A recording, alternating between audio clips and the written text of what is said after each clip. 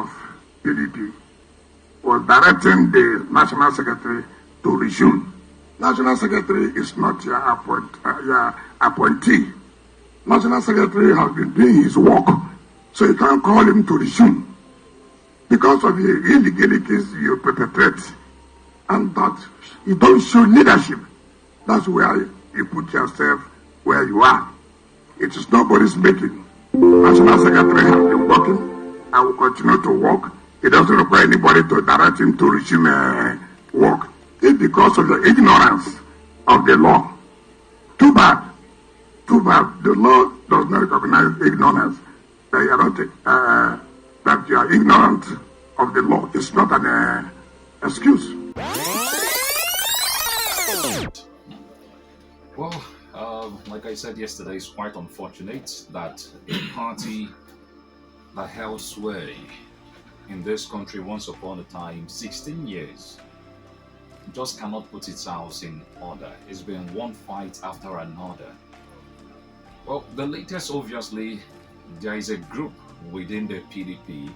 This group is not comfortable with the FCT minister, Nyesom Wike, calling the shots by way or through proxies. There are certain persons that owe their emergence as maybe the national secretary of the party, occupy one or two offices within the PDP. They owe their emergence and their loyalty to Nyesom Wike. And there's another group that is not comfortable with the FCT minister who has one leg in the PDP and one leg in the APC, still dictating to an extent what happens within the party. This group is led by the likes of Anyanwu State Governor Peter Mba, the Oyo State Governor who was part of the G5, but from the look of things is no longer part of the G5. Is also part of the Peter Mba's group. And the question I've always asked is, why can't the PDP say because Samuel Anyanwu's tenure would end by August, allow the man to finish his tenure? But from the look of things, it appears as a national secretary of the PDP, you are in a vantage position to influence the outcome of certain things, especially given the fact that the party will be having its 100th neck, and I'm aware they are talking about a convention. Otherwise, I don't understand the whole issue surrounding Anyanwu's position as the national secretary, with those saying that he must resign before the NEC, he must resign before the convention, and what have you. For me, in all of this, what I smell is the ego of certain persons who have sworn over themselves that say, if we cannot have our way, let the party die. Let's also not forget the angle of the president, who told the whole world that he's happy seeing the opposition parties in disarray. Obviously, it is to his advantage that parties like the PDP and even the Labour Party that are supposed to put up a formidable challenge are currently caught up in chaos or crisis. Well, so, Ben, I tell you one thing.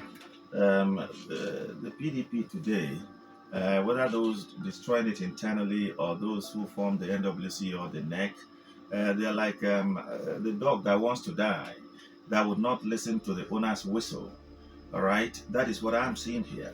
Ordinarily, based on the fact that they are fighting far from behind, they should have applied wisdom in dealing with these matters.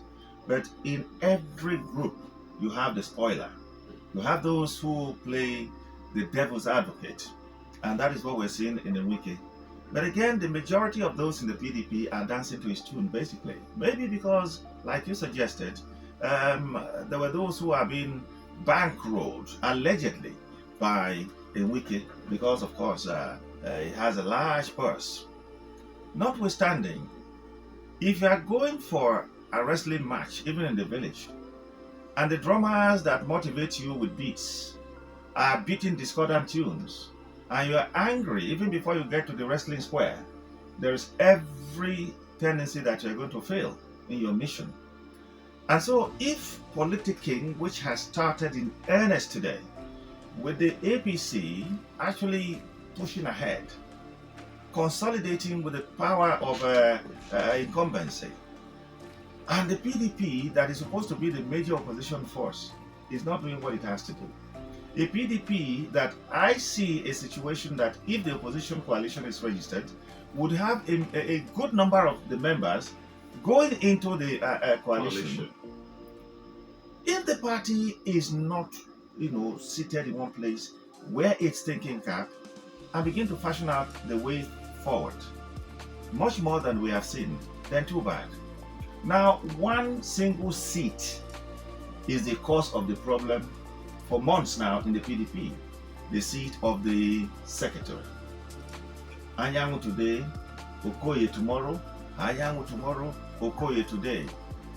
Now, who is the secretary? What does the constitution of the party say?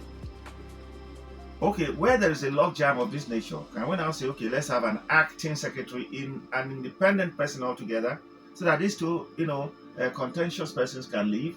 There are things that people can come up with, but we're not seeing all of that. Well, they wanted to come up with an acting secretary, but when they approached INEC insisted that their record shows Samuel Anyanwu is the national secretary of the party. And to be fair to Anyanwu, there is no portion of the PDP's constitution that says once you want to contest election, you should resign.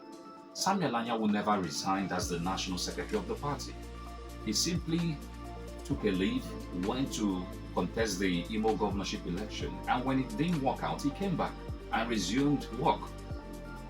Those who are saying he should go because he went to contest the Imo governorship election, they have failed to produce a resignation letter showing that this man resigned. The man never resigned. Yes, Odo Okoye and those supporting him, backing him, the likes of the Enugu state governor, they went to court. The High Court ruled in Odo Okoye's favor, Appeal Court ruled in his favor, but the Supreme Court turned everything around. The Supreme Court failed to affirm what the Appeal Court said. And failed to say anything. Exactly. Because whatever the Supreme Court said did not align with the thoughts of, reasonable individuals. Because when a case comes before you, and you are known to be a court of adjudication, also a court of policy, a peacemaking court, a court that, arbitrates at the final bend, INEC shouldn't have just thrown it back at them. It's the throwing back at them that has caused all this wahala now. And we saw it clearly from the very first day that the Supreme Court gave that judgment. And it went ahead to give the same judgment in the case of the Labour Party. That's right. I mean, why would the Supreme Court do that? Nobody will come and knock your head, whether you're right or wrong. I keep recalling what, the revered and venerable Justice Oputa said. He said, yes, they might be wrong, but for the fact that they had pronounced it at that level, let it be. You recall what happened when Professor Michael Zekome's son, when that they should review the case of Meka Hedioha in Imo State. You know what the Supreme Court did? The hefty fine they placed on him, being a lawyer of his standing, a case that had been adjudicated upon by the Supreme Court, and you're coming back that it should be reviewed. So at that level of the Supreme Court, being a court of policy also, they should have just said, okay, based on this and that, right or wrong, let this be. And it would have been. If the Supreme Court had said, yes, it's Anyanwu. If the Supreme Court had said, it's Ude Okoye, it would have been. And so what are we talking about? So this thing is going round and round. The judiciary too is not helping us. All right, but did I say us? No, I'm not a politician. I'm only a talk man. Anyway, for me, it's just that whatever they do is affecting Nigerians negatively at the end of the day. Because we may have the right people in the PDP. We could just as well have the right people in Labour Party or YPP or any other party. But because of all these things, we are not getting them.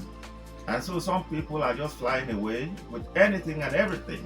That is the problem we have in this country, my brother.